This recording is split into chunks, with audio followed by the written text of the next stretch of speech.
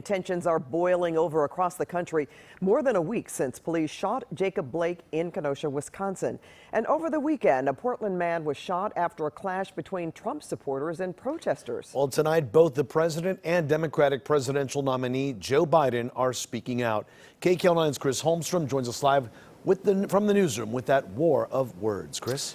Yeah, that's right, Juan and Pat. This election is less than 64 days away, and both Trump and Biden are on the attack. This as protests continue all across the country.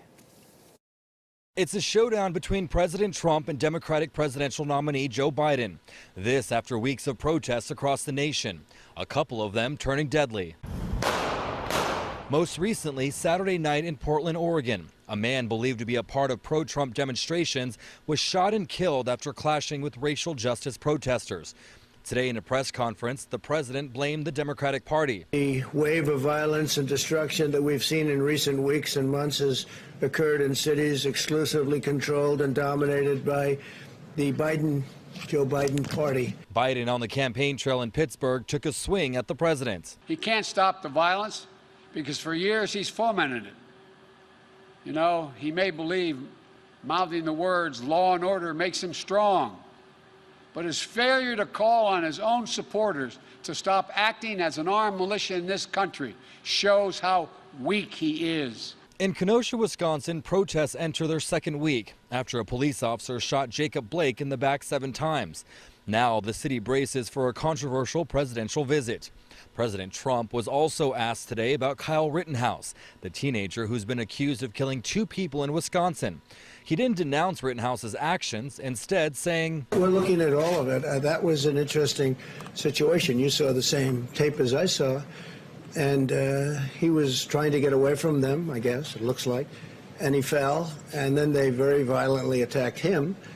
And it was something that we're looking at right now, and it's under investigation." Donald Trump adds fuel to every fire because he refuses to even acknowledge that there's a racial justice problem in America, because he won't stand up to any form of violence.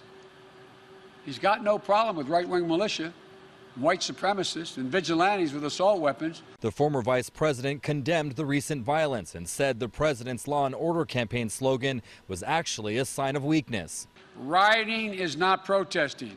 Looting is not protesting. Setting fires is not protesting. None of this is protesting. It's lawlessness, plain and simple. And those who do it should be prosecuted.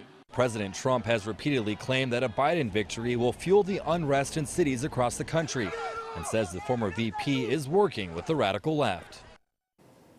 All right, so President Trump says he spoke to Blake's family pastor about meeting up, but that the pastor said he wanted lawyers involved. So President Trump decided instead to just meet with local law enforcement and business owners. However, on CNN, Blake's family says they didn't want the president to visit them and that they don't have a family pastor. Joe Biden said today that he too may visit Wisconsin soon. We'll send it back to you, Juan. All right, Chris, thanks.